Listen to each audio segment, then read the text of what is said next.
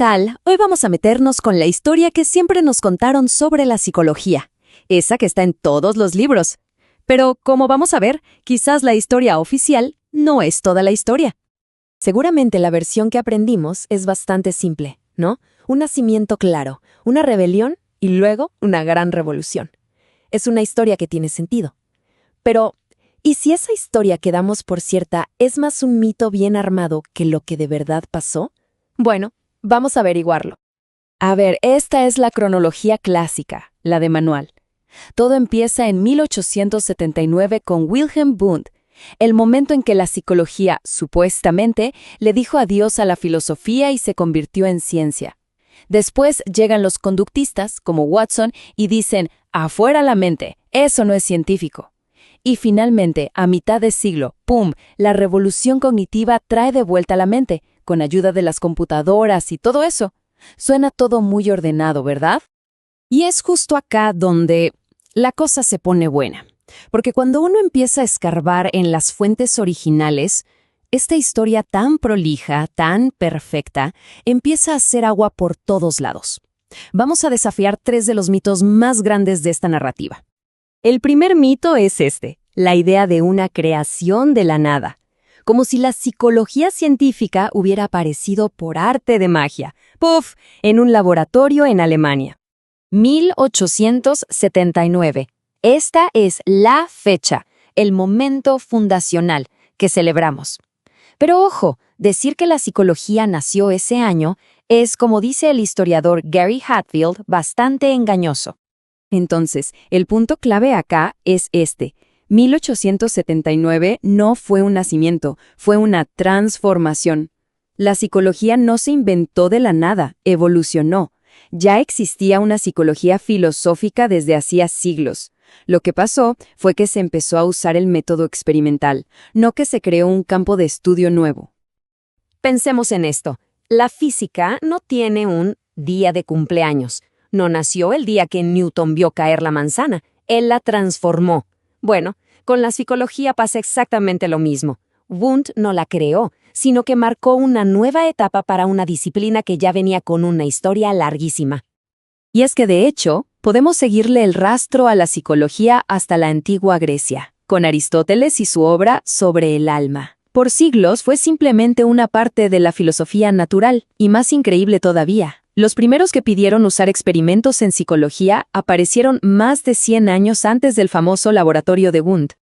Bien, pasemos al segundo mito, esa idea de un divorcio conflictivo, casi a los gritos, entre la psicología y su madre, la filosofía.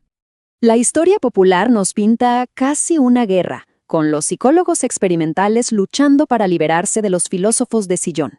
Pero la realidad fue mucho más colaborativa.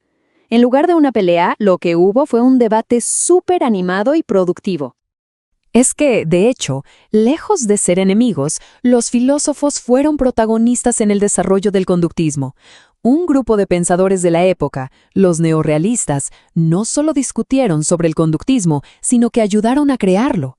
A uno de ellos, E. A. Singer, se le atribuye uno de los primeros manifiestos conductistas. Fue una conversación, para nada una pelea. Y esto nos trae al tercer y último mito que vamos a desarmar hoy. La idea de que el conductismo aniquiló por completo el estudio de la mente y que ésta resucitó de milagro en los años 50. Esa es la idea que tenemos todos, ¿no? Que hubo como una edad oscura para la cognición donde hablar de la mente era casi un tabú. Pero, ¿de verdad fue así? La verdad es que no. El estudio de los procesos mentales nunca, pero nunca se detuvo. Aunque el conductismo era la corriente dominante, no pudo borrar del mapa la investigación sobre la cognición. Esa llamita nunca se apagó. Y la evidencia es clarísima. Los psicólogos de la Gestalt, por ejemplo, le hicieron frente al conductismo. Los libros de texto más importantes de la época seguían teniendo capítulos enteros sobre atención o pensamiento. Incluso dentro del propio conductismo, gente como Osgood hablaba de procesos de mediación representacional, que es básicamente una forma elegante de hablar de cognición. Así que la revolución fue más bien un cambio de foco que un renacimiento de la nada. Bueno, después de derribar algunos mitos del pasado, llegamos a una pregunta muy actual. Con el tremendo avance de la neurociencia y la inteligencia artificial, ¿se está quedando vieja la psicología? Esta frase es fuertísima, y la dijo un referente de la neurociencia, Michael Gazzaniga. Él y otros creen que la neurociencia y las ciencias cognitivas van a terminar absorbiendo a la psicología. ¿Será verdad? Para entender el valor único de la psicología, pensemos en cómo estudiamos algo como la visión. La computación se pregunta qué es matemáticamente posible para ver. La neurociencia busca en qué parte del cerebro ocurre todo, pero la psicología hace una pregunta distinta y fundamental. ¿Cómo funcionan los procesos que nos permiten ver? ¿Cómo lo hacemos? Exactamente, ahí está el meollo del asunto. La psicología nos da el análisis funcional. No le interesa solo la matemática o la ubicación en el cerebro, sino la arquitectura de los procesos mentales. Describe los mecanismos, el cómo de las cosas. Y eso es algo que las otras disciplinas por sí solas no hacen.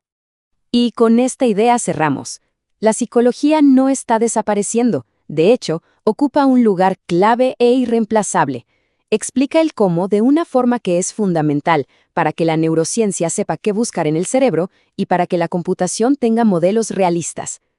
Así que, en vez de una historia de rupturas y reemplazos, la verdadera historia de la psicología es una de transformación continua. Y su papel hoy, en este mundo interdisciplinario, es más vital que nunca.